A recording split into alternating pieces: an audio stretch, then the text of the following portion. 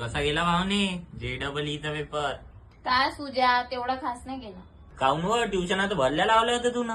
का करतं पूर्ण पोचडा झाला ना.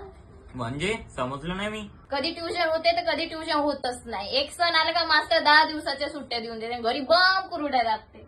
मग मी कुठं ट्युशन लावू? एक काम कर, जीत मध्ये चालला जा. तिथे एका विषयाला 2 टीचर आहे.